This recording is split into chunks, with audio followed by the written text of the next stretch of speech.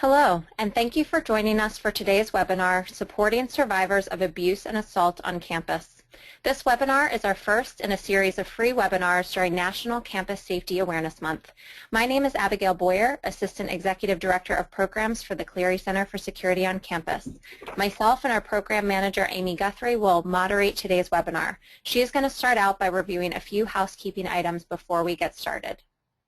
Thanks, Abby. We encourage you to interact with us by typing in questions and comments in the questions pane of your control panel for GoToWebinar. We'll also have poll questions throughout the webinar that we hope you will participate in. In addition, we'll be conducting a short survey at the end of the webinar, and we would very much appreciate your feedback so that we can continue to improve and provide you with the best possible information and resources, especially throughout NACSAM. Finally, we will also be recording the session today, so you will receive a link to the recording within around 20 or 48 hours after the event.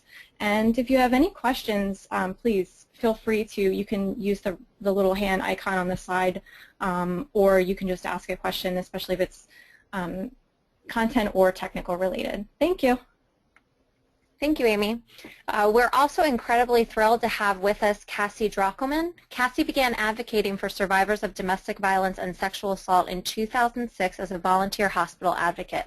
After trying her hand as a fundraiser for Special Olympics, a relationship violence prevention educator on the University of Missouri campus, and an English teacher in South Korea, she determined that the domestic violence movement is where her passion lies. Prior to joining her organization Love is Respect in 2012, Cassie worked for the Texas Council on Family Violence, supporting domestic violence programs across the state. She currently hires, trains, and supervises advocates at Love is Respect. Cassie has an undergraduate degree in nonprofit business management and a master's in health education and promotion. Thank you, Cassie, for joining us today and for giving us your time, and the floor is all yours. All right, thanks so much, Abby. And thanks all of you all for being here. I'm so glad you could join us today. Like she said, I'm Cassie. I'm with Love is Respect, which is a project of the National Domestic Violence Hotline. I'm going to talk a little bit more in a minute about both Love is Respect and the National Domestic Violence Hotline, and give you all a little information about what we do and what our services are. Like Abby mentioned, my main roles with Love is Respect are to supervise, hire, and train new advocates, and occasionally I hop on the lines myself and talk to survivors of domestic violence and dating abuse. I'm really excited about this webinar today. I'm sure most of you all are here because you want to learn more about how to help students who have experienced abuse or assault on campus, and I want to commend you all for being here. You all are in positions to really be able to help students. And the problem is that we don't always know the best ways to help, right? And the best ways to help are not always the most intuitive. So I'm really excited to get to share some things with you all today that will help you all and help the students that you're working with.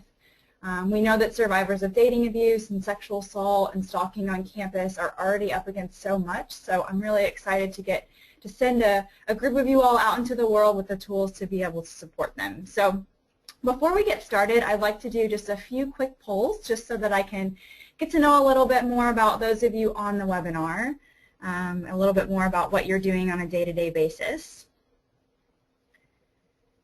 So for the first poll, if you could just let me know if you work on a college campus or not, just saying yes or no.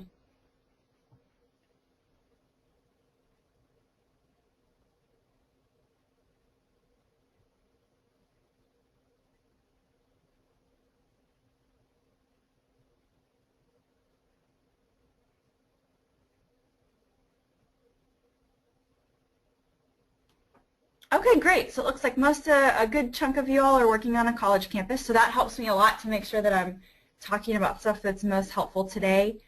Thanks to all of you all who responded. I appreciate that. Another question, how many of you all are in a role where you regularly advocate for survivors of domestic violence, sexual assault, and/or stalking?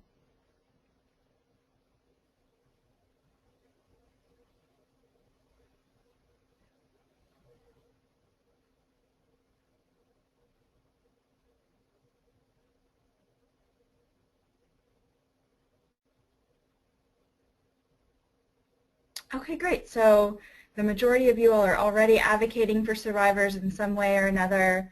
So we have kind of a mixed group, right? We have some people who are doing that on a day-to-day basis and some people who aren't. So I know those of you all who are already doing, working with these issues every day.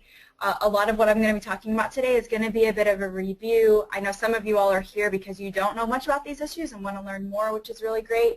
So I'm going to try to bridge that gap today and give both groups some things to walk away with. I'll be going over some basics of dating abuse and sexual assault, which, like I said, for some of you is going to be relatively new, and for others of you it's going to be really a review. So for those of you all who are advocates and already working with these issues, I hope what today's webinar will do for you is give you some ideas for how to talk to and train folks on campus who haven't ever worked with these issues before. So like I said, I'm going to try to bridge that gap, and hopefully we can all walk away with something that feels helpful to us. So we'll go ahead and get started.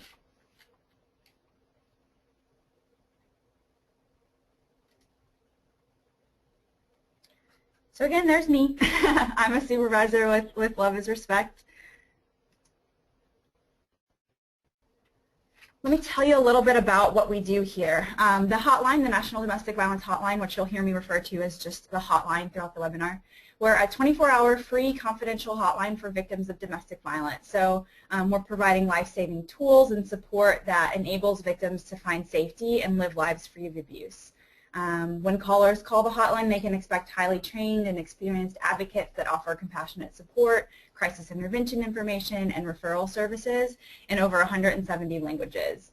And then visitors to our website can find information about domestic violence, safety planning, local resources, and ways to support the organization. The hotline is part of the largest nationwide network of programs and expert resources, and we regularly are sharing insight about domestic violence with government officials, law enforcement agencies, media, and the general public. We've been around for close to 30 years. We were established in 1996 as a component of the Violence Against Women Act. Sorry, 20 years. I apologize for that. The National Domestic Violence Hotline operates a special project for teens and young adults. It's called Love is Respect, and that's the project that I spend most of my time working on. We're the ultimate resource for educating, engaging, and empowering youth and young adults to prevent and end abusive relationships.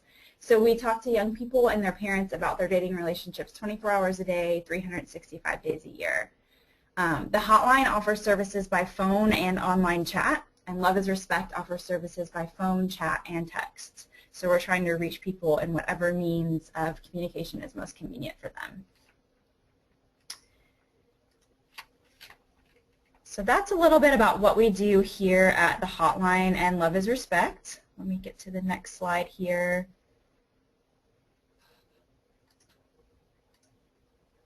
Let's talk a little bit about, oops, sorry about that. I got a little click happy there. So my goals for today are that we can talk about the basics of dating abuse, sexual assault, and stalking on campus. I want to talk a little bit about the effect that trauma has on survivors. And then I also want to give you all some really practical ways to respond to a disclosure of any of these three things. So before we get started, I just want to give a few disclaimers about the language that I'll be using in this training.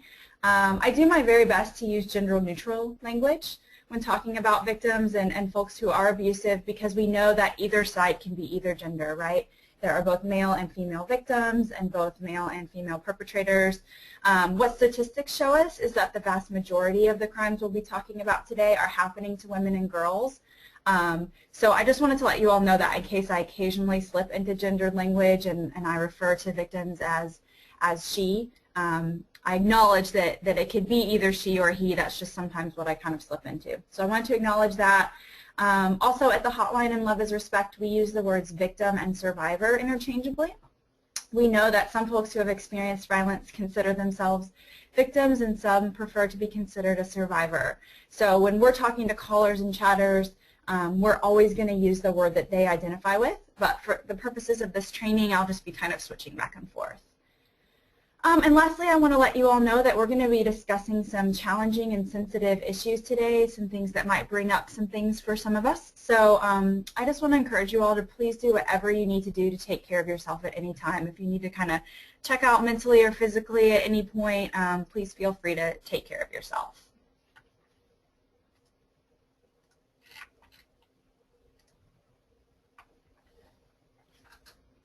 All right, so abuse on campus, these are just some kind of statistics that show us that college-age young adults are disproportionately affected by abuse and assault on campus, right? These issues of dating abuse and stalking and sexual assault are a traumatic experience when they happen to anyone of any age. When they happen to a college student, there are some unique issues and challenges that are important to be aware of. In addition to the physical and emotional damage that many survivors face, college students who have become victims of abuse or assault experience additional issues that impede their academic achievement, right? So there might be issues of being in classes with the person who raped them or living in the same residence hall with the person who stalks them. And many campuses have an administrative process that is separate from that of like the local law enforcement in that community. And these things can sometimes be confusing or insufficient. So it's important to keep in mind these things as we're talking about these different crimes. It's also important to keep in mind that they often intersect. A relationship with a history of violence could escalate into one that includes stalking or sexual assault or both. Sexual assault, particularly among intimate partners or acquaintances, may have elements of stalking in it. So as we're talking about these kind of three separate crimes throughout the course of this webinar today, we'll start to see that they really overlap and can intersect a lot. And they also can be separate crimes that happen on their own as well.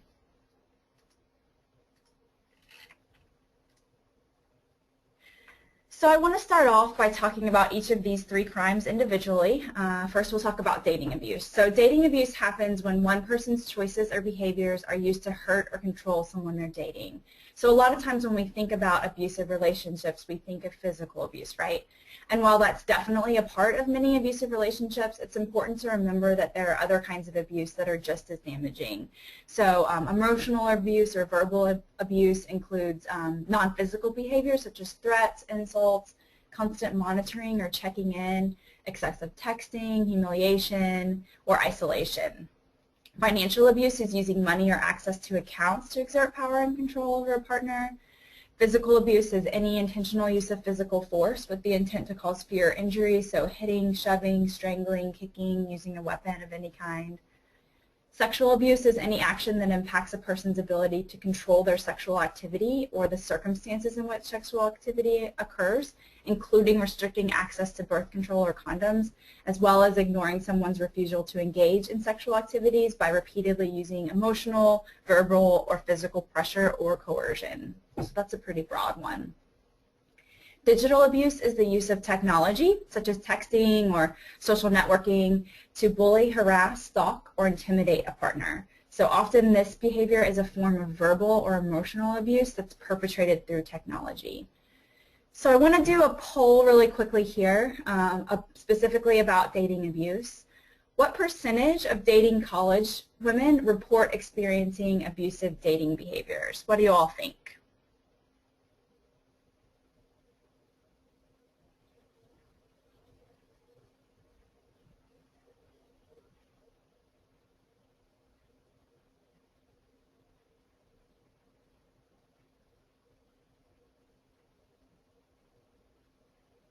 Okay, so we've got a few people in the 11 or the 26%.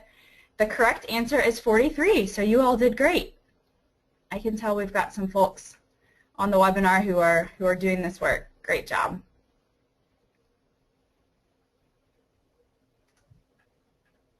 So yeah, 43% of dating college women are reporting experiencing abusive dating behaviors, including a lot of the types that we just talked about. So let's talk a little bit about what dating abuse looks like. I mentioned that it's about power and control, about one person wanting to control the other. Here's some warning signs of those things. So isolation, physically harming in any way, put-downs, jealousy, any kind of controlling behavior, setting rules, things like that, explosive temper, mood swings, making false accusations, possessiveness, telling their partner what to do, or checking their cell phone, email, or Facebook without permission. I wanted you all to kind of think about for a minute here, think about what these things might look like, how you might notice that these things are happening to a student on campus.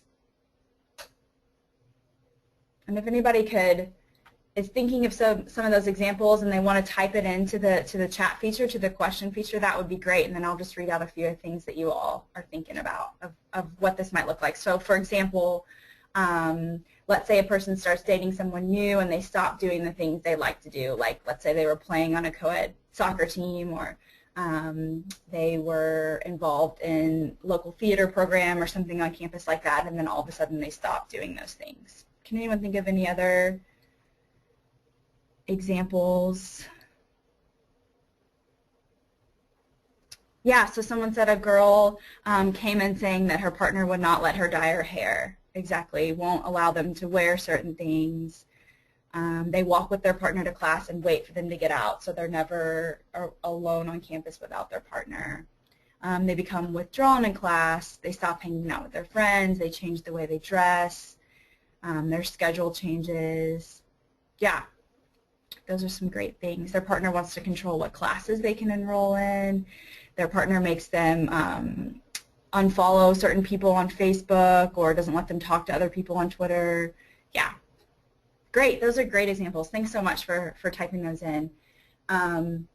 Another example that some of you all gave, a person might start dating someone and they stop hanging out with their friends because their new partner gets mad what they do.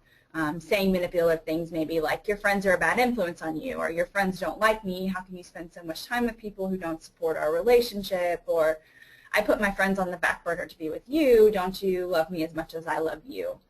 And again, these things are things that, some of these things that we noticed, like changing who they hang out with, or getting less involved with an after-school activity or something like that. Those are things that could just naturally happen because they're in a new relationship and they're having fun hanging out with their partner. It's when those things are not a choice, right? When their partner is making them do those things. So it's always important to keep in mind context with a lot of these things. So these are just a few examples, and you all have typed in a ton of examples that are really, really awesome. Thanks for your participation. I really appreciate that. You might notice that all of the things we've been talking about involve control. So again, abuse is all about one person's desire to have control over the other. So that's something to keep in mind when you're trying to determine if a behavior is abusive or not. All right, so let's talk about stalking.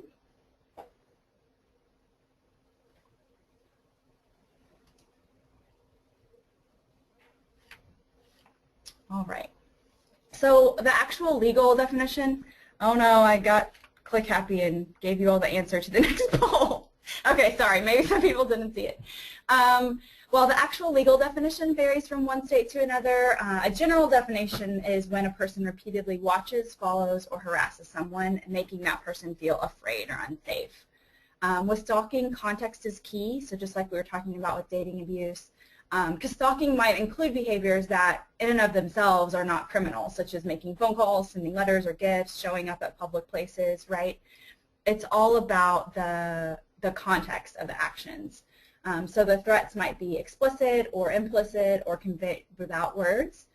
So some acts that would seem meaningless or non-threatening to many people may be terrifying to victims. For example, flowers left at someone's door or delivered to someone's home may seem like a really kind, sweet gesture, but for a stalking victim, this might indicate that her stalker has discovered where she lives, right? Stalking is happening more on campus than in the general population. We're going to do another poll here for those of you who didn't see me just put up the answer a few minutes ago. How many, we'll put up that poll, and we're going to see how many college women report being injured emotionally or psychologically from being stalked. Blank in 10.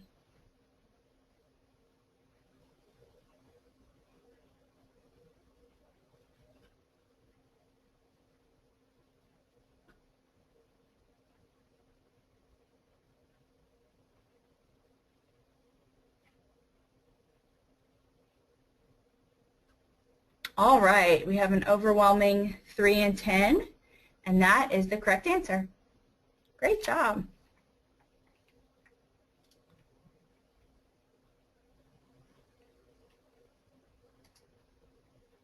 All right, so yes, 3 in 10 college women reported being injured emotionally or psychologically from being stalked. Another important thing to keep in mind about stalking is that someone can be stalked by someone they know, a past partner, or a stranger.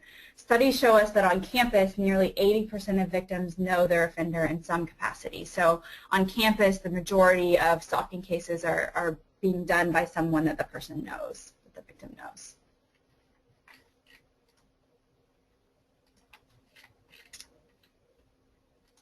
Okay, so let's talk about what stalking looks like.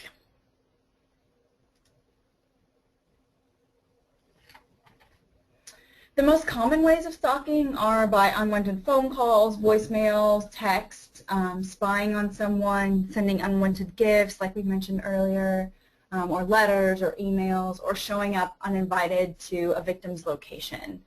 Much of what a stalked college student experiences happens over social media, so threatening or intimidating Facebook messages, tweets, things like that.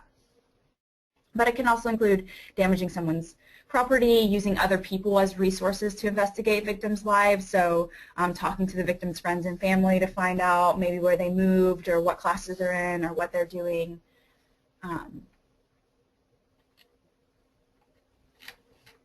All right, now let's talk about sexual assault.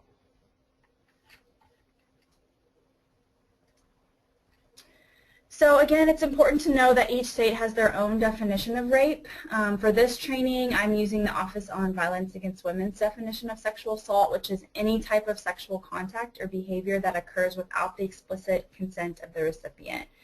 So the FBI's definition of rape, which used to be fairly limited, was revised in 2012 to include any gender of victim or perpetrator, and it includes instances in which the victim is incapable of giving consent because of either temporary or permanent mental or physical incapacity, which includes being under the influence of drugs or alcohol or because of age. So that was a really great thing when the FBI expanded their definition a couple years ago. I also want to point out that I'll be mostly using the term sexual assault in this training because of its broader definition. Outside of this training, you'll often hear the term sexual assault and rape used interchangeably. But again, just be aware that every state has their own legal definition and terms that they use. So depending on where you're working, what campus you're on, there'll be specific definitions. They can change a little bit. So let's do another poll here real quick and try to determine what percentage of all sexual assaults are committed by an acquaintance of the victim. 32%, 55%, or 80%.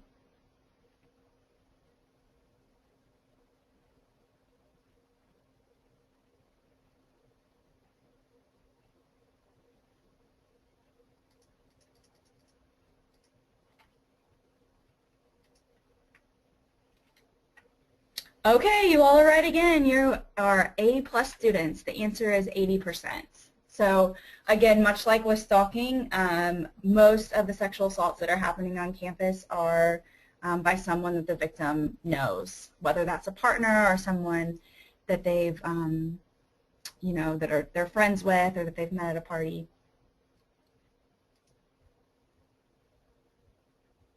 So I'm just going to briefly talk about the types of sexual assault. Acquaintance rape is going to involve any kind of coercive sexual activities that occur by someone that the person knows, like we were just talking about. Partner rape is when the perpetrator is the individual's current partner, whether they're married or not, a previous partner, or someone that they live with. And stranger rape refers to assaults where the victim survivor doesn't know the perpetrator. Drug-facilitated sexual assault is the type of sexual violence in which drugs or alcohol are used to compromise an individual's ability to consent to sexual activity. And then, like I said, sexual assault is kind of that broader term, the broader definition that I'll be working from today. It's unwanted sexual contact that stops short of rape or attempted rape. So this can include sexual touching and fondling. It can include sexual harassment, exposing or flashing, forcing someone to pose for sexual pictures, any kind of unwanted sexual touching.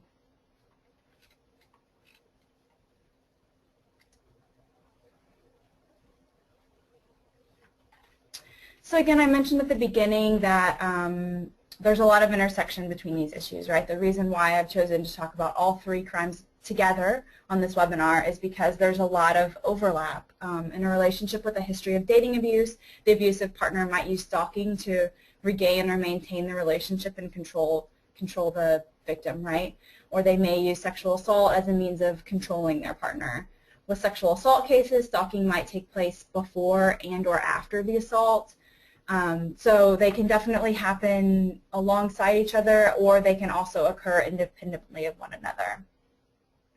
So now that we know some about the issues and the prevalence rates, I think it's important to talk about trauma response in victims. So we're going to spend a minute talking about that.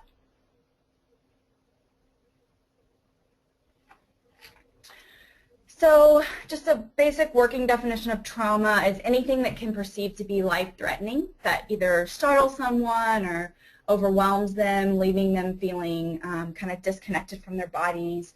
The impact of traumatic stress can be devastating and long-lasting, as I'm sure we all know. It interferes with a person's sense of safety, their ability to self-regulate themselves, their perception of control and self-efficacy, and their interpersonal relationships. So some people will have minimal symptoms after trauma exposure and recover really quickly, while others may develop more significant and longer-lasting problems such as PTSD and complex trauma. So every person is different in terms of how they're going to respond to trauma and kind of the long-term effects of that. I'm going to talk a little bit about physiologically what's going on in the body when we experience trauma. So when we're feeling overstressed or like we're in danger in some way, our body is designed to react in a way that keeps us safe. So we've heard of fight or flight, and a lot of times people talk about freezing in that same category. And this has a lot to do with what's called our autonomic nervous system, and that's kind of the control center of our body. It's what keeps us breathing and our heart pumping and our blood flowing, kind of all those things that are happening automatically without our awareness. So the two systems that are part of the autonomic nervous system are the sympathetic nervous system and the parasympathetic nervous system. So when we're in a dangerous situation, the sympathetic nervous system is what goes into fight, flight, or freeze. So it triggers the adrenal glands to secrete the hormones that are going to increase our blood pressure and our heart rate. In experiences of prolonged or really severe trauma, the sympathetic nervous system takes over. So it's instinctively going to regulate one's behavior for the sake of survival. So this means that the reasoning mind is going to stop choosing what to do, and the physical systems are going to grab control, producing one of those three responses: fight, flight, or flee. The parasympathetic nervous system works in conjunction with the sympathetic nervous system. So it's going to trigger the body to secrete hormones to decrease blood pressure and heart rate. So it's what's going to induce that relaxation response after the person is out of the situation where they felt unsafe or in danger. So, you know, when we think of someone who's just experienced something traumatic and we tell them to breathe deeply or you know, to try to calm down, this is what's stimulating that parasympathetic nervous system to trigger this response, but breathing deeply. Let's talk a little bit about what's happening in the brain when someone's experiencing trauma.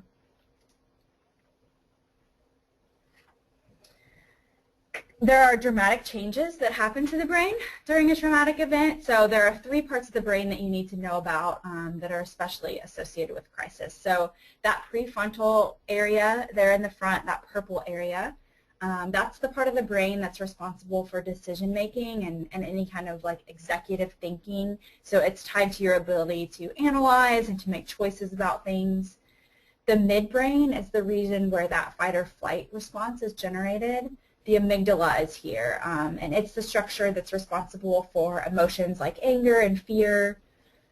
And then the brainstem down there at the bottom is what maintains vital body functions like breathing and heart rate. So the brainstem obviously is involved because when the fight or flight response is activated, you know, your breathing and your heart rate go up. So that's the part of the brain that's controlling that. And so the important thing to keep in mind is that the prefrontal cortex, that purple area in the front, and the amygdala, which is in that midbrain area, are mutually inhibitory. So that means that generally when one area of the brain is active, the other one won't be, and vice versa. So basically they can't be online at the same time. So if the brain is in crisis and that emotional part of the brain, the midbrain, is overly activated or stimulating, the thinking part of the brain shuts down. So this isn't to say that a person can't make good decisions while they're in crisis. It's just a lot more challenging because of how the brain is working. Another thing to keep in mind is that under normal circumstances, new memories are encoded in the hippocampus, which is next to the amygdala, and then eventually transferred to the frontal lobes for long-term storage. But in crisis, since the frontal lobes are turned off, like I mentioned earlier, memories don't get stored properly. So memories of a traumatic event often only include maybe like sights or sounds or smells, and they're very intense, but they're very fragmented. So trauma victims are going to have a hard time retelling the event with all of the details in order and everything like that. A lot of times there's no sequence to these memories, or there's not really a lot of details. So it's important as we continue to talk about these things to keep in mind what's going on in the brain.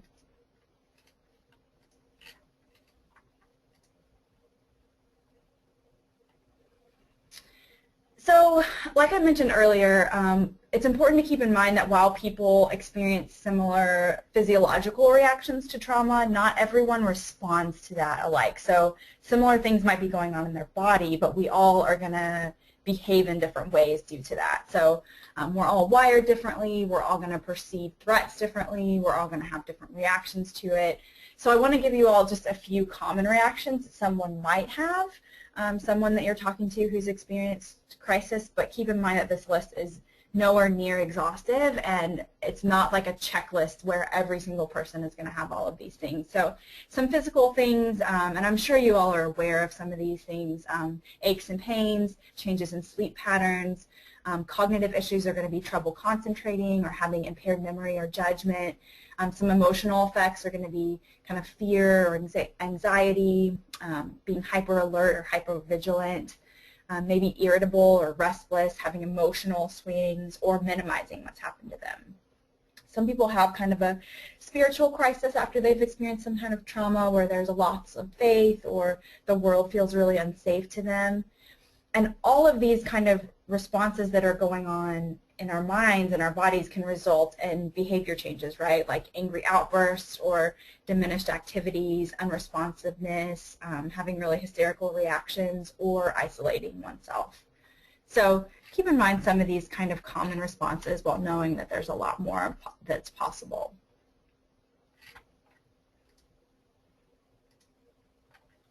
When we think of trauma, we usually think of things like maybe a natural disaster or someone who's hurt in a war or a car accident or maybe a terrorist attack, something like that. We're thinking in terms of these one-time, really big traumatic incidents. And sometimes we don't think of ongoing events as being traumatic, right? But dating abuse and stalking can both be very traumatic and produce the same effects as a one-time traumatic event might. So, for example, when we're thinking about dating abuse, it's ongoing. The physical abuse may be sporadic, or it may even be non-existent, but that emotional terrorism is typically ongoing. They have to see this person all the time. They're being hurt by someone that they love. That creates a lot of these same effects as a one-time traumatic event. Stalking is ongoing. The victim is living in fear, not knowing when that person is going to contact them or show up where they are. Sexual assault can either be a one-time traumatic event, or it could happen in the context of a relationship and the person fears that it will continue happening. And when we're thinking about trauma and prolonged trauma responses, it's these kind of chronic traumas, these things that are ongoing, that a lot of times result in responses such as PTSD.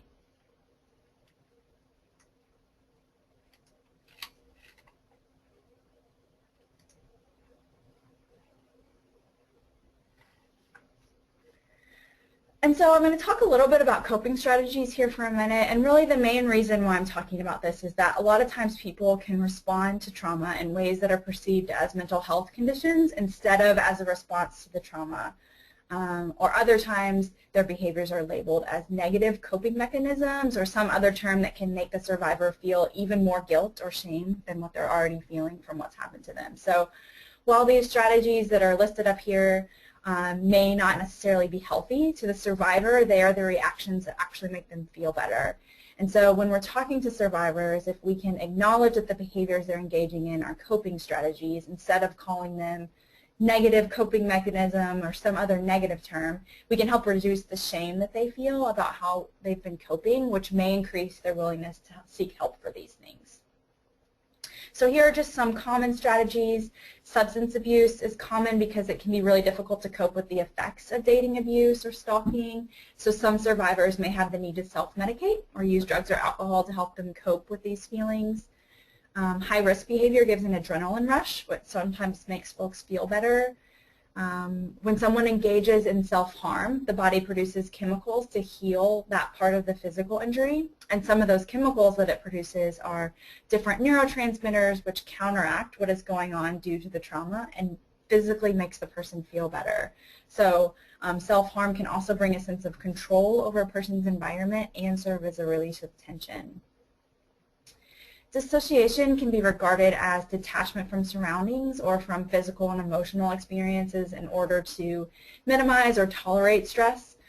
It results in a person feeling like they have checked out or they're not present in their surroundings. Sometimes it can result in occasionally daydreaming or mentally checking out of situations, but in cases where it's chronic, it may affect someone's ability to function in the real world because it's going to interrupt with their focus at work or at school. The survivor may continue to have contact with the offender in an attempt to feel better again. So again, we've been talking a little bit about brain chemistry. Keeping in contact with the person who has abused them in the past can stimulate the brain chemistry that's involved in feelings of attachment and bonding. So when there's a close connected relationship with someone, the brain releases powerful hormones and chemicals that foster that attachment. So continuing to have that contact with someone, even if they have hurt their partner in some way, can stimulate that brain chemistry that makes them feel better. When someone has experienced crisis or trauma, again, we talked a little bit about the nervous systems, and sometimes when the parasympathetic and the sympathetic nervous systems are activated at the same time and those chemicals are colliding, it can create a freeze effect. So someone, rather than, we talk a lot about fight or flight, but it's important to recognize that another effect that's very common is freezing, because both of those things are online at the same time, and they collide into each other and create an effect where someone just freezes and they're not able to do anything. Avoidance or withdrawal is a form of self-preservation, right? So if this is something that helped them stay safe in their relationship, then this is what will help keep them safe in the real world. So, and a lot of times some services can re-traumatize victims and survivors. You know, they have to answer a lot of questions and repeat their story many times, sometimes even prove that they're a victim. So sometimes avoidance and withdrawal can be a normal response to these things that may feel like an attack. So as we look at this list of coping strategies, it's important to ask ourselves if these things are the problem. And the answer is no. They're a symptom of the greater problem of abuse and assault. So they are just a way to cope with the trauma and an adaptation to the disrupted brain chemistry caused by the traumatic event. So the trauma is where we should be focusing our energy, focusing on it. It's important to recognize that their behaviors are a response to what happened to them and to humanize those things. So why are we talking about this in the context of this webinar? I think it's important to know the ways that trauma affects someone so that we can be more understanding and open-minded about the way that they are reacting to what's happened to them. So, for example, often sexual assault survivors are discredited by law enforcement or judges or even family or friends because their story might change over time or they don't remember all the details, so they're perceived as lying, right? But now that we know the effect of trauma on the brain, we know that there is physiological stuff going on that prevents proper memory storage. So if we're talking to someone who has experienced an assault and they're telling us the story and some of the details don't match up or some of the details aren't there, instead of thinking, oh, this person is lying, we can think, oh, this is a response, this is a natural, normal response that's going on in their brain to something really traumatic.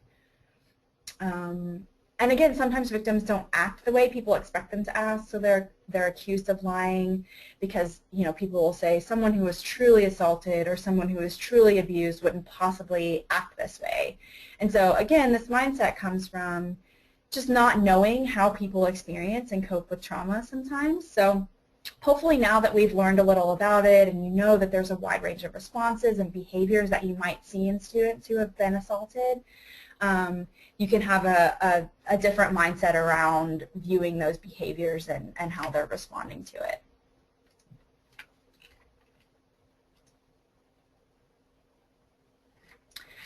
I want to spend a minute before we move into the skill building portion of the webinar, just talking about the obstacles to leaving an abusive relationship and the barriers to reporting a sexual assault to authorities, because these are things that are going to come up quite a bit.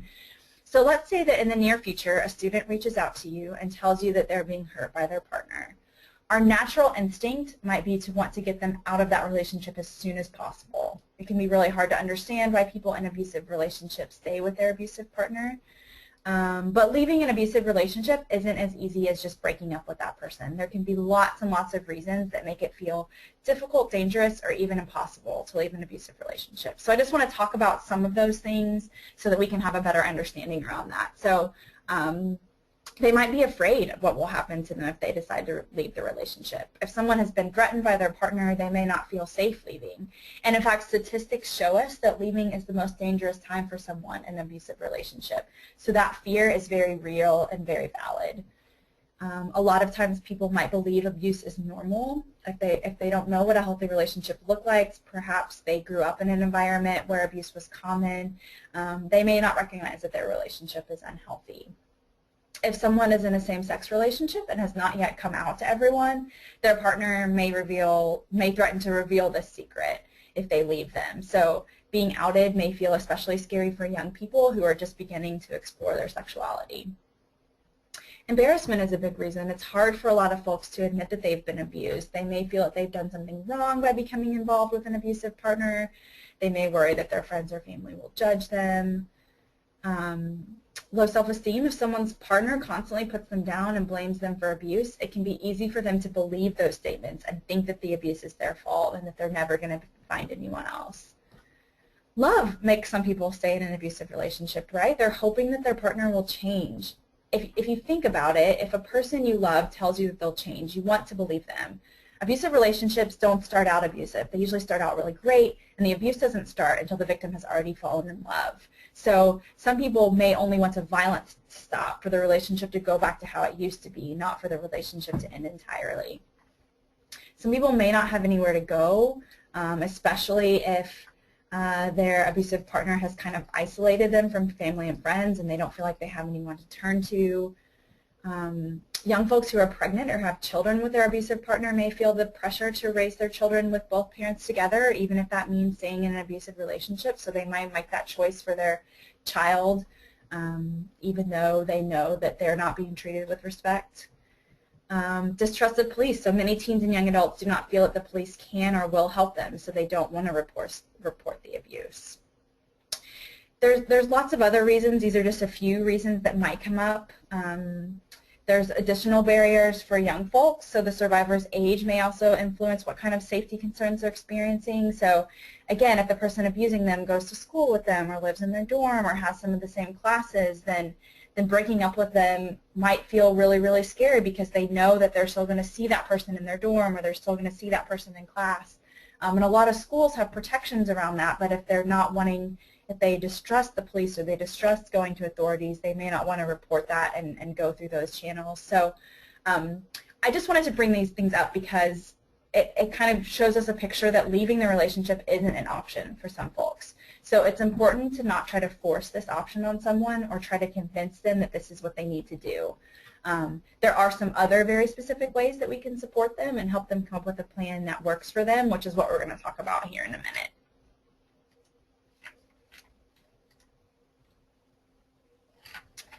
Reporting a sexual assault can be difficult for a victim and survivor for many reasons, just like there's lots of reasons that leaving an abusive relationship might be difficult. Again, I'll just give a few of them here.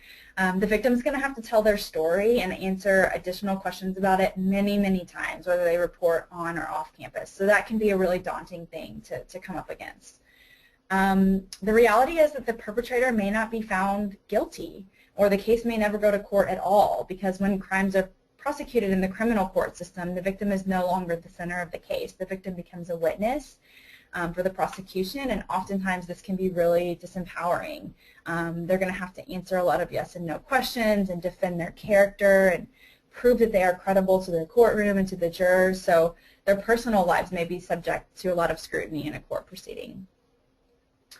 a lot of victims of sexual assault may feel that if they had acted differently, they could have avoided the assault. This kind of reaction is often strongly linked to myths in our society, which frequently blame victims rather than the offenders. So think about the questions that are often asked when someone assaulted.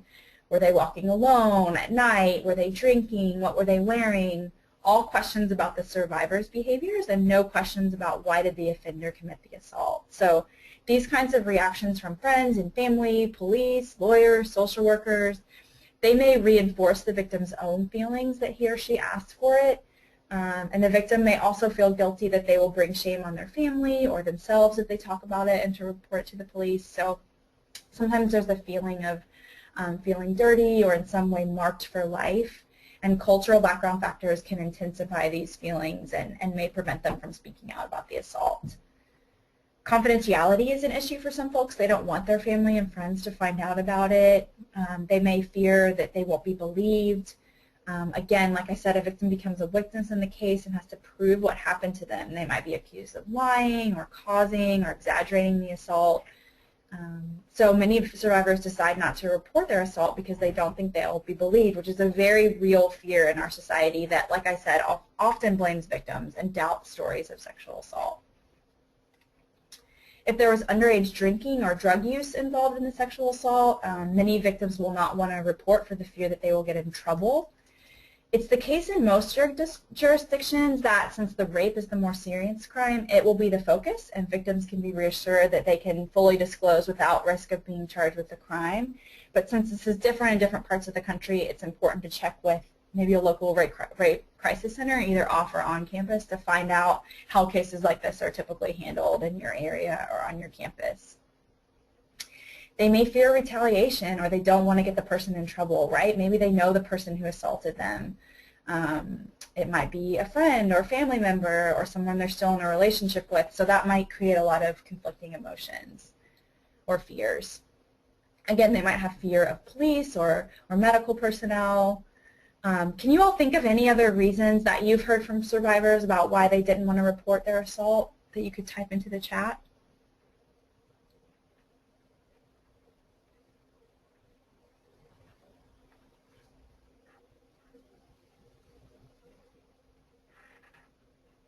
They don't want to lose friends. They had a bad experience when reporting to the police in the past. Yeah, they just want it to go away. It was a family member. They're part of a small community. Yeah, they don't want their parents to know. They don't want him to get in trouble. Lack of control of their story. Oh, wow, you all are typing in some really great stuff. Fear of their husband finding out. They didn't know it was an assault, right? They didn't know what had happened to them was classified as an assault. That they were afraid it would ruin their career or their college life. They're afraid of the exam, the sexual assault exam. Yeah. They're afraid of getting a reputation. They're still in a relationship. They don't remember all of it, so they're worried about having to tell those stories. Yeah, so you all are typing tons of really, really great reasons. Really great answers. They were a previous survivor and they're afraid of being blamed. They should have known better. They should have seen it coming. It's not talked about in their community. Yeah. The perpetrator is a star athlete. That's a huge one. Yeah, or someone who is, you know, a public figure or something like that. They've been drinking and thought they didn't consent, but they're not sure because they've been drinking. Afraid of children being removed. Yeah. Thanks so much.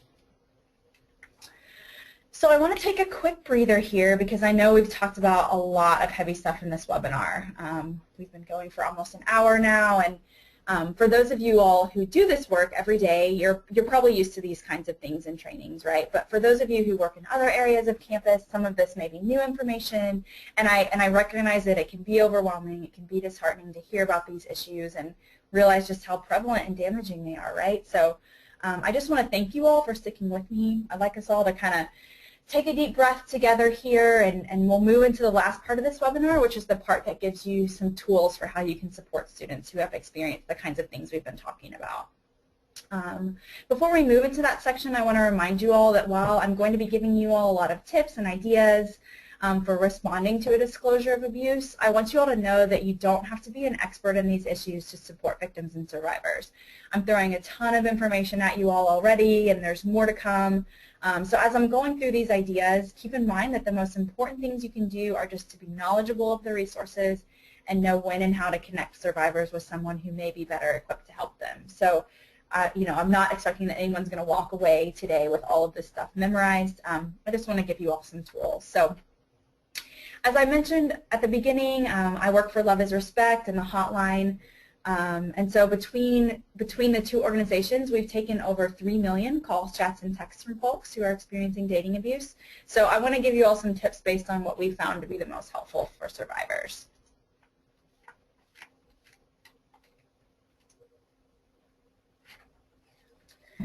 So research shows us that more positive psychological outcomes happen in victims who talk to people who empowered them. So did things like providing support and resources, treated them with respect and dignity, believed them, helped them regain control over their lives, and respected their decisions. These are just some basic things that you can do to support survivors. I'm going to give a basic overview on this slide and the next slide, and then we'll go into a little more detail about some of these. So it's really important to let them know that you're concerned for their safety and that you're here to help them figure out what their options are. Be supportive and understanding, listen patiently. So acknowledge their feelings and be respectful of their decisions. Even when you don't understand or agree with their decision, it's really important not to judge that, which can make them feel worse or withdraw and not seek help in the future. Believe them about what's happened to them. So like I mentioned earlier, victims often blame themselves for rape. And so they may be overly sensitive to possible blame by others, especially during that initial crisis period. And sadly, like I said, victims are often blamed by society and by those closest to them. So sometimes this is done consciously, and other times innocent but perhaps poorly worded phrases are interpreted by the victim to imply blame. So it's very important for us to avoid that. It's important that early on in the conversation we're reassuring victims that we believe them and that we're here to support them. This includes avoiding asking a lot of why questions. Well, why were you there? Why did you do that? Questions that make it seem like you're blaming them for what happened to them. Let them know it's not their fault. So for those in an abusive relationship especially, we can let them know that everyone deserves a healthy, nonviolent relationship. Often what they're hearing over and over from the person they're with is that it is their fault. You know, if you just listened to me, if you didn't make me so angry, I wouldn't lose my temper, things like that. So releasing them from the blame they feel can be incredibly powerful. For those who have been assaulted or stalked, we can let them know that the offender is always at fault, never the victim. Nothing a victim does is asking for it, despite what messages they might be getting from friends or family or society at large. Let them know they're not alone. You're here to listen to them and help them get connected to experts who can help them do whatever they'd like to do next, whether that be reporting the crime to police or getting counseling to heal from what they've gone through. Survivors often feel a lot of guilt and for staying in the relationship or for not fighting back harder. They might feel as though they did or continuing to do the wrong things. So, and you might hear that from them, that they didn't do the right thing or what they did was wrong, and we can let them know that whatever they did was right because they survived what happened to them. Another huge thing that we can do for them, and something that's a really big part of our work here at the hotline, is helping to develop a safety plan. So a safety plan is a personalized, practical plan that helps the survivor avoid dangerous situations and know the best ways to react when they're in danger. There's a ton of information about safety planning on loveisrespect.org and also the hotline's website. And we're going to delve into that a little bit more here in a moment, but I want to let you all know that it's there on our website too.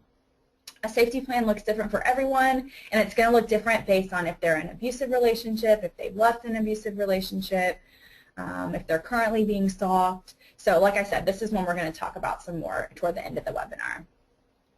And finally, of course, let them know they can contact Love is Respect for confidential one-on-one support, and let them know about any resources that are available locally or on your campus.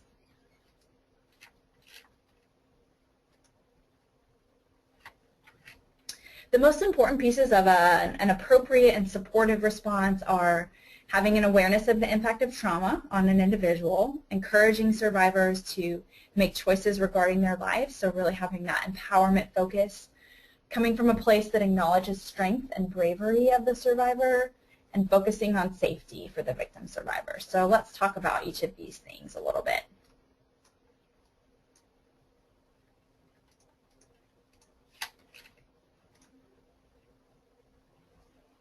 So the first step is trauma awareness, which we've just finished talking about. So you can check that off your list. You know, you're going to be seeing people with a wide range of emotions and behaviors, but it's most helpful to focus on what happened to them rather than what is wrong with them or how they're acting. So if you have a piece of scrap paper and a pen nearby, if you don't, you can just kind of think about it. But I want you to think about a particular time when you were in crisis.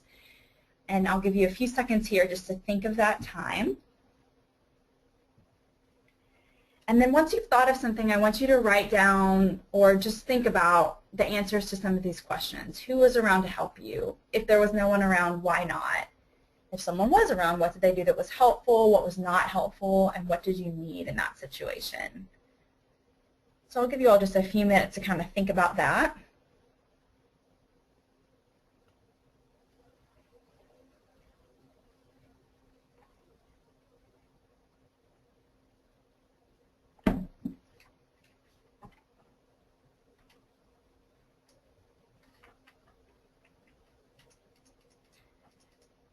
I'm seeing lots of questions popping up in the question box, which I haven't been able to look at as we're going along, but we're going to try to have some time here at the end to answer some of these questions.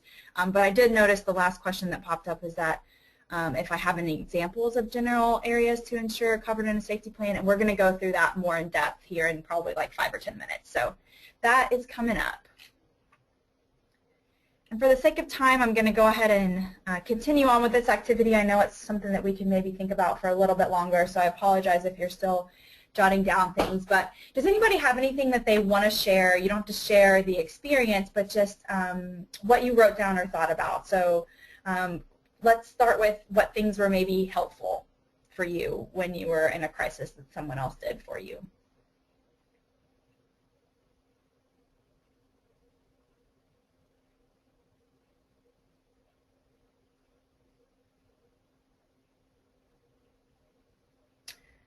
So someone really needed a hug. They needed a non-judgmental approach. They needed someone to not tell them what to do and just listen, validate the experience, give options. Someone to speak up for me, just listening and being there for me. Yeah, great, exactly. Those are all the things that we're going to be talking about and that we have been talking about. Thanks for sharing that. What did someone do that was maybe not helpful?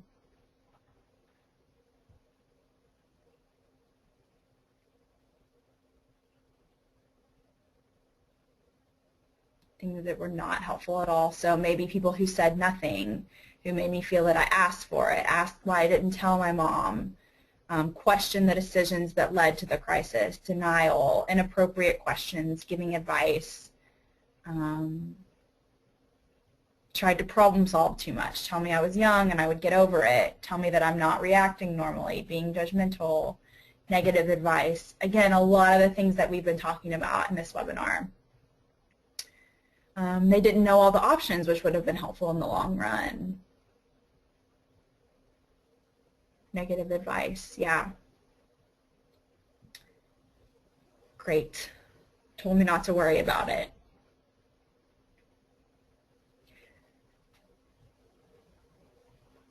Telling me that they understand when they have not experienced the trauma. Yeah, that's a great one. So the purpose of this activity was just to kind of get us thinking about what people may need in a crisis. You know, we thought about some of the things that are helpful, like listening and not offering advice and being non-judgmental, and then also some things that were really not helpful, like asking a lot of interrogating questions or giving advice or telling someone what to do. So I just wanted to kind of get us thinking about those things.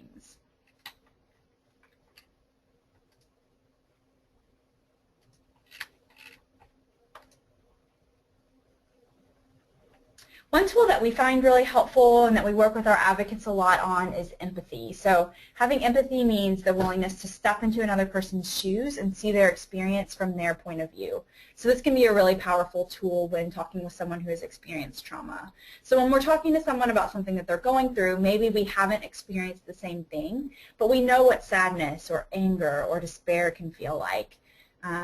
And so our role is not to enter their situation completely, and like someone mentioned in the chat earlier, to not say, I completely understand when we don't understand because we haven't been through the same thing, but we can try to put ourselves in their shoes and offer compassion for what they're going through without judgment.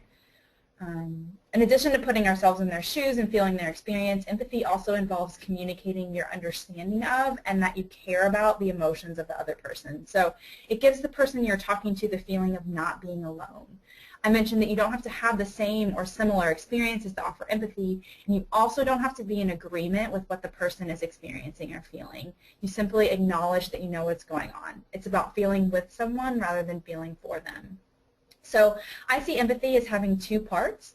One is seeing the world through someone else's eyes, and then getting that feeling and being able to communicate to the person that they are understood. And the second part is hard. It's more natural to want to fix or to feel sorry for someone, right? It kind of goes against our natural inclinations a little bit. Typically, we tend to give advice and then tell others what we would do in that situation instead of focusing on that person and their needs. And one reason that we do this is because we have these things in our brains called mirror neurons, and they make us sensitive to the pain of others. So when the person we're talking to is miserable, we are feeling that pain too. And of course, we'd rather not feel that pain. We'd rather them not feel that pain. So our response is to try to fix the situation for them so that they and we can feel better.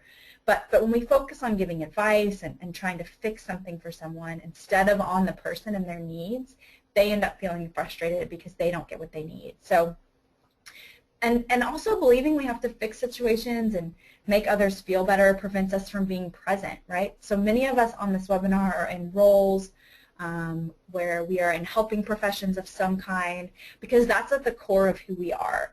However, we have to be mindful that when our help has crossed the line into fixing the other person instead of believing that they have the strength to do that themselves, we have to be mindful of that. And at the hotline, we encourage our advocates to release the idea that they have to present callers with solutions for everything. Because when we're just trying to think of a solution for everything, we're not really listening to what the person's saying, right? So this allows them to be more present and more effective in their advocacy. We remind our advocates constantly that their job is to plant seeds, not fix the caller situation. So something that we can practice is just being quiet. There's a lot of pressure under feeling like we always have to have an immediate reply and immediate answers. Often if you allow for some quiet after the speaker has vented, they themselves will break the silence and offer a solution, or at least the ideas they've been thinking about. I also want us to consider the possibility that the most powerful resource we can provide a survivor of dating abuse is a safe place to express their feelings, needs, and experiences. And the reason for this is that when someone's in an abusive relationship, they're blamed for everything that happens, and their feelings and needs are completely minimized. So if they reach out to family members or friends, the family members may not understand and may blame her as well. So now imagine that this survivor has an opportunity to speak to you and perhaps be heard for the very first time. So how you respond will let them know that they are truly being heard by expressing empathy and utilizing active listening skills. You can create a space for them to be empowered. So we can't underestimate how powerful it can be for someone just to be heard and validated. So what does this sound like? It's going to sound like, I'm hearing that this has been a very terrifying experience for you, versus, whoa, you seem really angry. Can we see that those are different? And then I've got some other examples of what this sounds like. I'm going to go ahead and move on, though, for the sake of time, and we're going to talk about validation here for a minute. So I mentioned validation a little bit in the previous slide. It's important to validate what happened to them. Oh, gosh, I did it again. Let me go back here. Instead of focusing on their symptoms. So validation communicates to another person that his or her feelings, thoughts, and actions make sense and are understandable to you in a particular situation. So it's communicating that we understand and are concerned about their situations, and it's also reassuring them that their feelings are normal and natural. So again, it's not agreement. Validation does not necessarily mean that you like or agree with what the other person is doing or saying or feeling, but it means you understand where they're coming from. And the reason why this is so helpful is it makes empathy truly work. It shows that we're listening, that we understand, and that we are being non-judgmental. It also works because when we tell ourselves that we shouldn't feel a certain way, we don't process that feeling. So we might try using tactics to push the feeling down or numb the feeling, and really this just causes us to hang on to these painful feelings in unhealthy ways, right? So the key to processing a feeling is to accept that it's okay to feel it, and then we can move through it. So that's why it's so important to validate a survivor's feelings, meeting them with acceptance and saying things like, no wonder you have nightmares. Any person would. Meeting them with this acceptance gives them the permission to process the feeling and move through it. So in order to validate someone, you have to observe what the other person is feeling. So you're looking for that word that describes the feelings and maybe paraphrasing what you're hearing or think you're hearing so that you can clarify that. It can also be helpful to demonstrate an expression of your validation, saying something like, I feel the same way when that happens, or when something similar happens to me. Then you can look for and express how the feelings, thoughts, and actions make sense given the other person's current situation, like I said, even if you don't approve of them. And again, here's some examples up here on the screen of what that might sound like.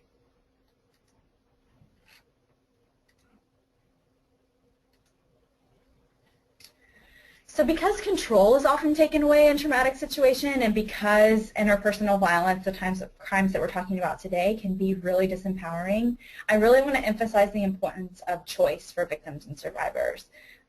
We want to create an environment that allows survivors to rebuild a sense of efficacy and personal control over their lives. So despite the great need and vulnerability experienced by survivors, the ultimate goal is to work collaboratively with them to increase their access to choice and options and a sense of control over the decisions in their life. So if we are able to operate from a place where our goal is to maximize the survivor's choices and control, this takes them further away from their experience as a powerless and overwhelmed victim. So one way that we can be supportive and empowering is to create a sense of partnership, which helps the other person to feel that they can be part of the solution and that you are willing to be there to help. So for example, we can say things like, let's work this out together. After we talk a little more, we can try to work out some solutions that may help. Although this is not the focus of this specific webinar, and I won't have time to spend a lot of time on it, I do want to recognize that although we're talking about empowering survivors to choose what's best for them, some of you may have reporting obligations on your campus which require you to share the information with specific people on campus. So if this is the case, it's important that you share this with the victim survivor and let them know what that means and set expectations around which things you're going to have to report on campus.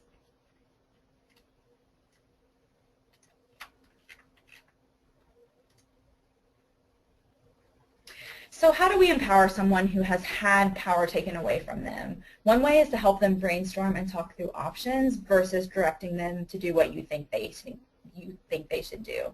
So at the hotline and at Love is Respect, we believe that survivors are the experts on what will work best for them. Our job is to help them explore those options. So what does that sound like? Asking them what they need, what's worked in the past, what hasn't worked, what would be the most helpful for you, what can we do together? So these are some really great questions for when you're sitting with someone and hearing their story and you're just not sure what to say, you're not sure how to respond.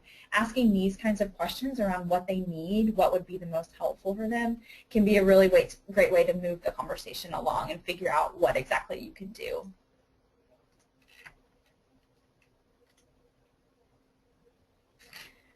It can be really helpful and empowering to help a student identify their own strengths, and it can help develop resiliency. So, just thanking them for reaching out and for having the courage to take that step. A lot of times victims feel that they are weak, they're not capable of very much. So what I like to remind them is that it takes a lot of strength to go through something like that, and it's amazing that they still have the strength to ask for help and to reach out for support.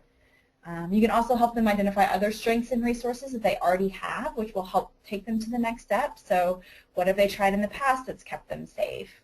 Who's in their support network? What resources do they have available? Again, what do they think would be most helpful for them right now? All right, so we're going to spend a little time here now talking about safety planning. Like I said, it's a practical guide that helps lower someone's risk of being hurt by their partner or stalker, and it includes information specific to them and their life that will help keep them safe. So a good safety plan helps someone think through lifestyle changes that will help keep them safe as possible on campus, in the dorms, and other places that they go on a daily basis. So safety plans are going to address physical safety, taking action if the survivor wants to, coping with emotions, and talking to their support networks. To be effective, a safety plan has to be created in collaboration with the survivor. It has to be survivor-driven and centered, so it's really based on what they identify their needs and priorities to be, not what you identify their needs and priorities to be. And it has to be simple without too many steps. We want to empower them, not overwhelm them further while they're in crisis. So we want to keep it as simple as possible. So I'm going to talk specifically about safety planning with the 3 issues that we've been talking about today. A safety plan is really crucial for leaving an abusive relationship.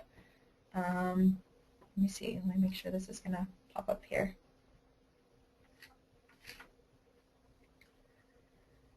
So it's important for leaving an abusive relationship, but it's also really important to have a safety plan during a relationship to know how to get help and how to protect oneself. So developing this kind of safety plan could look like exploring what options they've tried in the past to keep themselves safe and what options they feel they have available to them. Coming up with a safety plan that a person is like, I don't have any idea how to do any of these things isn't going to be really helpful, right? We want to make sure that it's options that they feel like they can do. And then helping them assess the potential risk of those options and brainstorming other ideas. So, for example, someone in a physically abusive relationship, we want to talk to them about de-escalation, so acting in ways that could calm down the situation or ways they can safely remove themselves from an escalating situation, or identifying someone they can call when things get dangerous, like the police or a neighbor or a family member or a friend. Maybe even having a code word they can text to a friend that if their partner sees them texting that, they won't know what that means, but their friend will know that means that they need help. Or even things like staying near a door if they sense they're going to become unsafe, things like that. In an emotionally abusive relationship, we want to talk about finding positive influences, so someone who can counteract the negative things their partner is saying, like maybe even a counselor or just a friend who makes them feel really good about themselves, making sure to spend time with that friend, exercising, eating well, or whatever specific sources of support they find to be really helpful. If the person you're talking with is wanting to leave the relationship, it's important to safety plan around that. So leaving is one of the most dangerous times for someone in an abusive relationship because the abuser no longer has control over the victim and will try to do or say anything possible to get them to stay. So we may want to talk to them about getting a protective order or avoiding isolated areas or talking to friends and family about what's going on so that they can support the victim. In addition to physical safety, it's important to think about emotional safety. So after leaving the relationship, the victim may feel sad or lonely or confused, and they may need to have an emotional safety plan in place to help them get through this difficult time. So this could include counseling, a support group, or whatever they find to be a healthy, helpful way to cope with their emotions.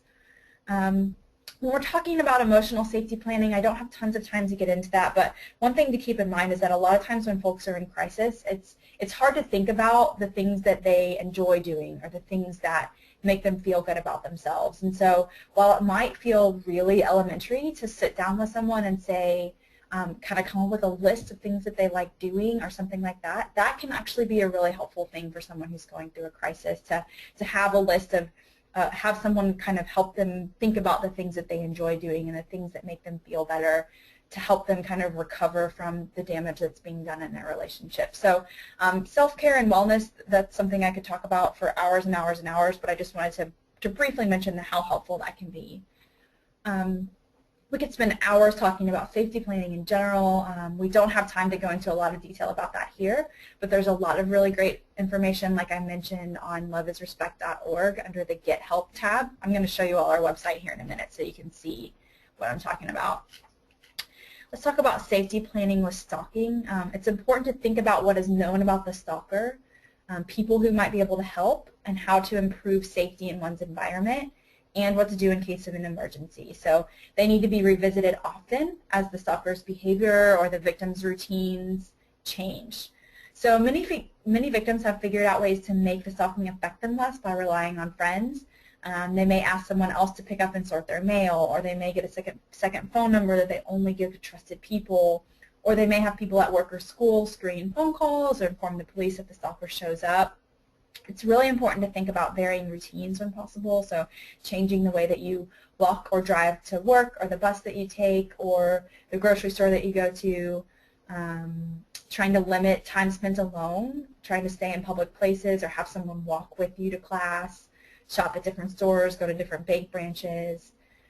We can suggest getting a protective order against the stalker. Some states offer stalking protective orders, and other victims may be eligible for them under their state's domestic violence statutes.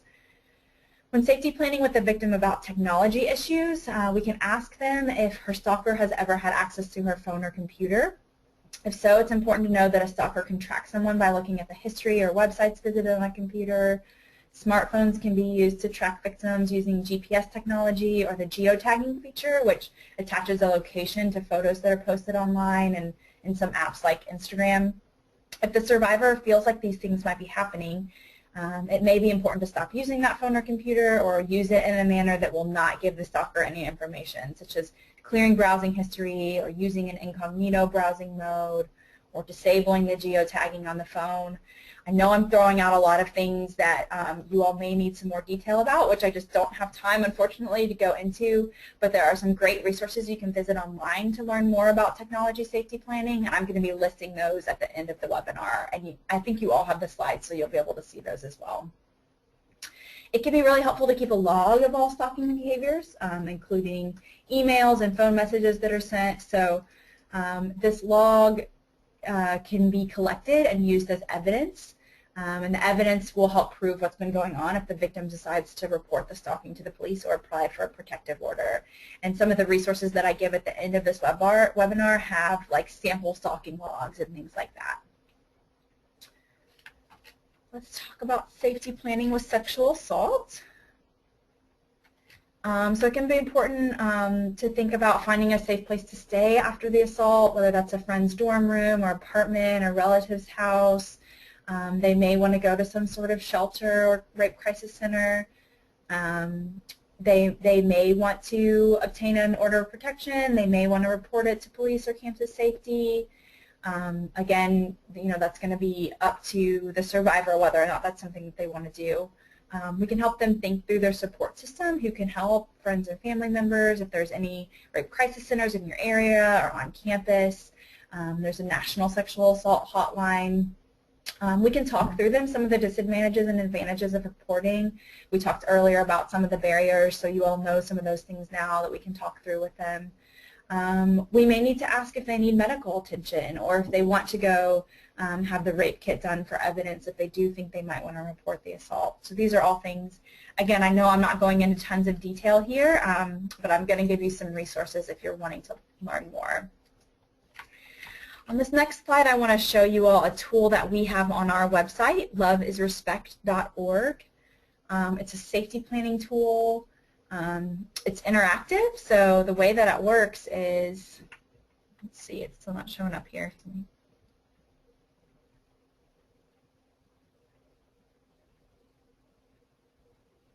Okay, great. Thanks. I think someone helped me on that. Thank you.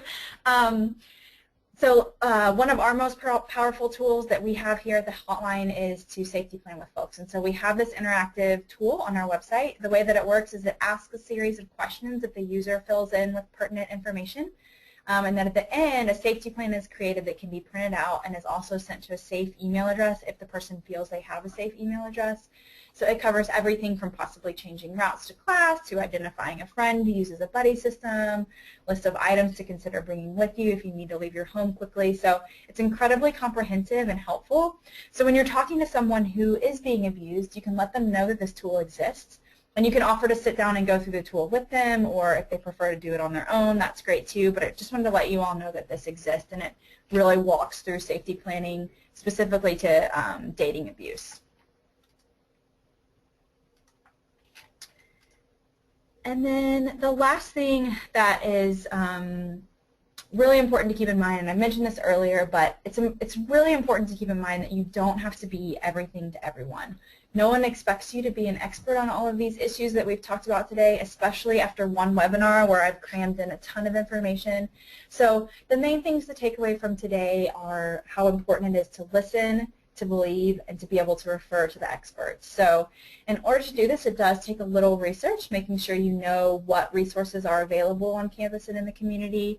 I went to the University of Missouri, so I just poked around on their website for a little while, and in a matter of 5 minutes I was able to find the counseling center, to find the list of resources that are on campus and off of campus in the community. So I would encourage you all to carve out 10-15 minutes of your day in the new feature and just kind of figure out what resources are available to students. And then I've got a list here of some resources that I find to be really helpful when it comes to all the different issues that we've talked about today. I've got some of the technology resources that I talked about. Some of those stalking resources have a really good stalking log and things that can be utilized. So yeah, those are the resources. I also want to show you all our website. It has tons of information about healthy and abusive relationships and how to get help. It has quizzes, videos, the interactive safety and planning tool we just saw, downloadable materials that you all can use on campus. It really is a comprehensive one-stop shop where anyone can access helpful information about healthy and abusive relationships. It has stuff about sexual assault, digital abuse, stalking. Everything is on here, and it's targeted to teens and young adults. It can be a really great tool for you to refer to as you're talking to someone who's experiencing abuse. It can help you figure out things to say. We have some really great information in the Get Help tab for friends and family of people who are experiencing abuse, and lots of safety planning stuff too. So there's information about restraining orders, tips on how they can tell someone in their support system that they're experiencing abuse. So again, lots of really great information on our website. And we are available by phone, chat, and text. And so this is something that you can give to a survivor so that they can contact us. But you all, everyone on this webinar, can feel free to contact us too if you are talking with a survivor or you have had a conversation and you're planning to go back and talk to them again. We can help walk you through some safety planning and some different things like that. So feel free to contact us if you find yourself in a situation where you want to get some more information for a victim or survivor. All right, so that is all that I have for you all. We have about 10 minutes here, it looks like, for some questions. So if anybody has any questions for me, feel free to type those into the chat. I've also listed my email here, so if you don't have time right now but you want to shoot a question my way later, feel free to do that. And thank you, Cassie. We just want to mention there were a number of different questions and comments coming in throughout the webinar, people who were really enjoying the information that you had to share. And some of the common ones were whether or not the slides would be available. So many of you should have received those slides via email prior to the webinar itself. However, you will get the slides as well as the recording after the fact, as Amy mentioned. So if for some reason you haven't been able to see those or access those, you'll be able to get those. Another common question that came in from multiple individuals is, is there any literature or documents that you have that can really help inform our process? So thank you so much for going through all of the different incredible resources that are on your website. I know a lot of institutions really use that as a go-to place to get some of those documents and some of those materials. So a really great thing to consider. And then another question that we had was regarding the hotline, whether there are only kind of certain counties that would be able to call the hotline and get information. I know you were kind of touching on that a little bit at the end, but do you mind just reinforcing how that hotline works? Yeah, we are a national hotline, so we talk to folks all over the country, so and U.S. territories as well. So anybody who lives within the United States and U.S. territories can reach out to either the hotline, the National Domestic Violence Hotline, and Love is Respect. Great, wonderful. Another question that just came in was everything today was focused on victims, so what should be done with respect to perpetrators. So I just wanted to say that this webinar in particular was focused on supporting survivors. However, if there are other webinar topics that you'd like our organization to consider or things that you'd like to see in the future, as Amy mentioned, we're also going to have a follow-up survey right at the end of the webinar. So we'd love your feedback as to thoughts or ideas that you have moving forward. Another one that was asked was, will you be able to share the recording and the slides with others? Absolutely. It was a free webinar. We're going to have it posted on our website for people to be able to access, but you can certainly feel free to email those or send those to others as you see fit. I'll speak to the question about, that this webinar was all about victims and what about folks who are exhibiting abusive behaviors. At the hotline, we do occasionally talk to folks who have recognized that they are abusing their partners and want to get help, and we come from a philosophy and mindset that folks who are abusive deserve help as well, and especially we really appreciate when someone has recognized that and has reached out for help. So we do have resources in our database. There are programs out there that are designed for folks who are abusive to get help. And a lot of those programs are called BIT programs. It's Batterer Intervention and Prevention, and some programs are even offering groups for young folks. So if that is something that you're coming across, feel free to chat with us on the hotline or Love is Respect, and we can look up if there is a program like that in your local area. I hope that answered your question in as much as I can do in a minute. Another one that came in is, do you have any more tips on following legal guidelines for colleges while still doing what's best for victims? Just a couple of different resources that might be useful to take a look at. KnowMore.gov, so the website from the White House Task Force to Prevent Sexual Assault, has a number of different things from a compliance standpoint. I know Cassie mentioned, unfortunately, this webinar wasn't intended to go into some of the really technical pieces of some of the laws that certainly you all are working with and working through today. However, there are a number of different websites and resources. So when you receive that follow-up email, you'll have our direct contact information. So we're happy to send over, answer other questions that might be relevant or respond in any way that we can. And there are also 6 other webinars that are coming up this month, all of which are free, and some of which are focused more on some of those technical elements. For example, tomorrow we're doing one related to the Violence Against Women Act amendments to the Clery Act that will talk about some practices that your institution might want to consider. So if you haven't already, it might be useful to go to theclerycenter.org. Take a look at some of the upcoming webinars because it might address some of the questions or concerns that you are coming up with. Another one was, Cassie, if Love is Respect has any pamphlets that can be placed in the student lounge area for students to pick up. Absolutely. So unfortunately right now we don't have the funds to send those materials out, but we have a ton of materials that are available on our website that you can go and download and print out as many as you want.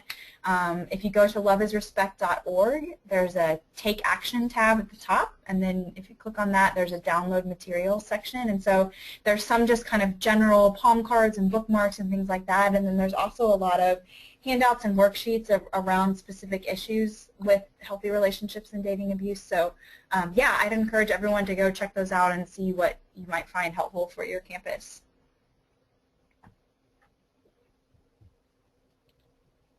It looks like another question that came in is in relation to self-disclosing. And the person shared that as a survivor and professional, they may choose to share experiences of their own. So she was just kind of looking for your own unique perspective on that. Sure, that's a really, really great question, and one that comes up a lot in training new advocates for the hotline and for Love is Respect. And generally what we say when talking about self-disclosure is, of course, it's always best to be cautious when doing that, and kind of the rule that we encourage our advocates to think about is when it comes up for us that we might be thinking about disclosing that we have experienced abuse or assault in the past, is just really thinking about whether the reason for doing that is for the survivor that we're talking to or for ourselves, who is going to be benefited by that, and what is the reason for that. And so that's kind of the rule that we encourage our advocates to think about on the hotline. So yeah, I don't know if that answers your question very clearly, but it's obviously completely up to you, and you know, you have discretion in that situation to determine whether that is going to be an appropriate thing in that conversation. I personally encourage steering away from it for the most part here on our hotline, and we don't give a lot of personal information here on the hotline, but I know that our role is different than you sitting down with a student that you may know or something like that. So that's just kind of how I encourage folks to think about it, is kind of what is the purpose of this and what is the function of this. So. Right. Well, thank you so much. Unfortunately, we are out of time. However, I know that her contact information is on the screen. Feel free to reach out to Cassie or to our organization when you get that follow-up email. And thank you so much for joining us for today's webinar. We hope to see you again later on throughout National Campus Safety Awareness Month. Have a great afternoon. Thanks, everyone.